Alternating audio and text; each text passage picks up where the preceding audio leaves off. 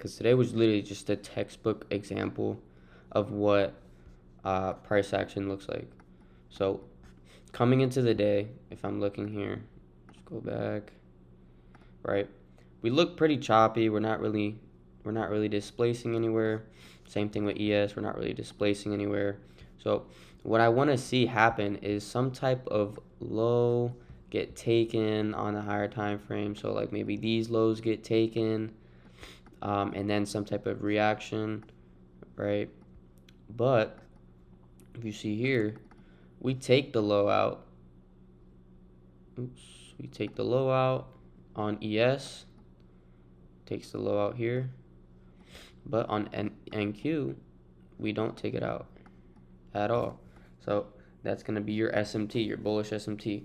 Now, if you remember anything about what I was telling you about valid SMTs is you need to have some type of reaction in order for it to work.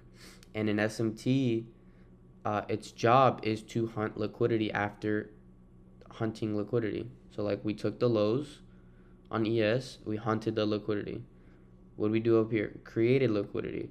So now the SMT's job after it being valid is to hunt the opposing liquidity, right? And now also if we go to the higher time frame like the 1 hour, you could literally just mark out these highs or any highs to the left or any targets, and then that will be your target for the longs.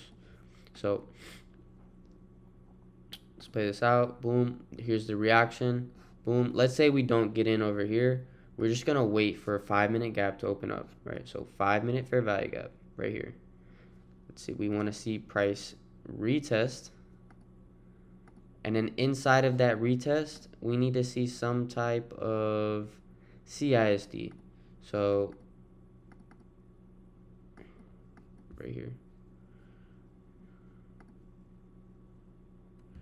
So the last up close candle before the deepest move down. So the last up close candle before the deepest move down. We need to see that close above, which we do like that. So then we just go long. We buy, stop loss at the low, and then we're targeting that either this high, which is a 1 to 4, or we could target the high up here for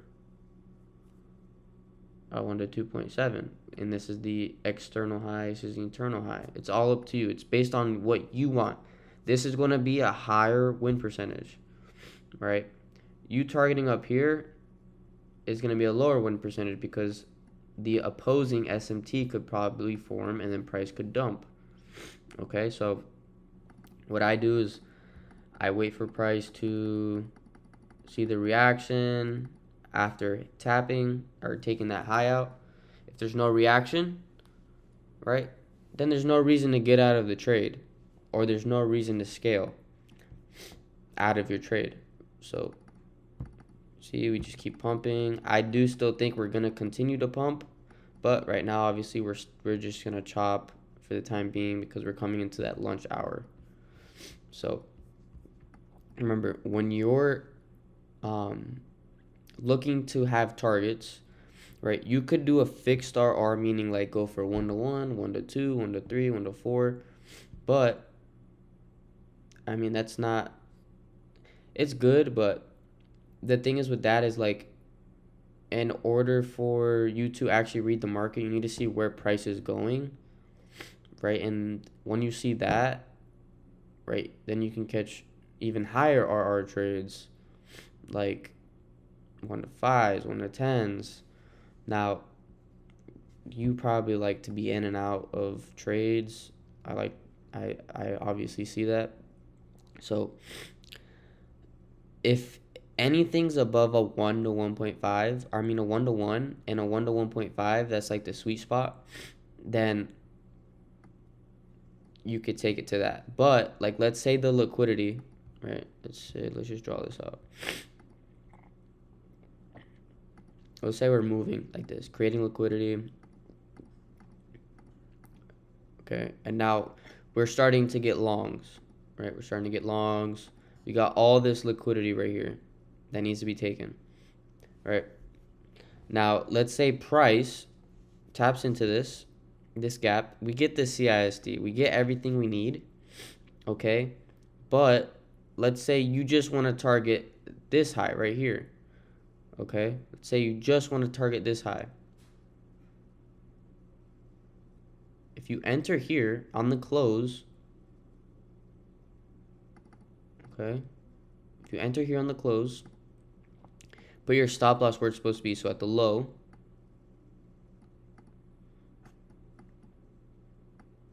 and you're targeting the high. It's a negative RR, so you're risking, let's say 100 to make 50. That's not good, right? Now, if you were to put your stop loss at the low and target the other liquidity point, it's a 1-to-1. Way better risk to reward, and the probability is still high. Don't get me wrong. So just always remember, it has to, the liquidity has to line up with the risk to reward, because nothing under a 1-to-1 you should take. You shouldn't take anything under a 1-to-1. Okay, so let's see. I would go over yesterday's example, but actually this is fine here. Okay, so we sweep liquidity, right? Have the reaction. Creates a 5-minute fair value gap, taps into the gap. What do we have down below? Opposing liquidity. Now, like I just went over, we're going to look for a CISD.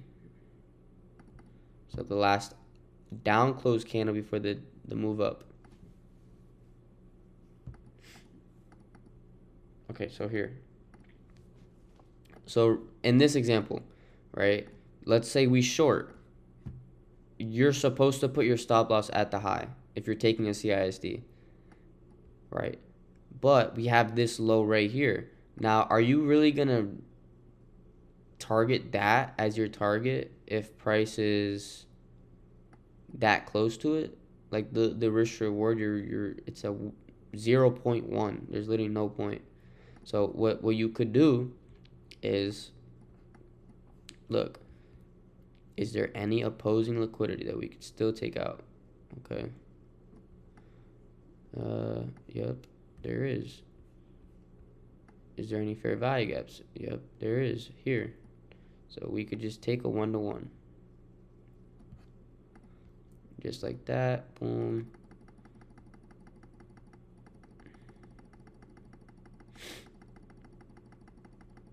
And boom. Just like that. But if you have any questions, just let me know so that we could go over it again if you're feeling stuck on anything. But as of right now, bro, you're doing hella good with your trading. Obviously a little bit too much over trading, but that's usually typical on your first eval, cause you get that dopamine hit. So just try not to overtrade, and you'll be straight, bro. So if you have any questions, just let me know.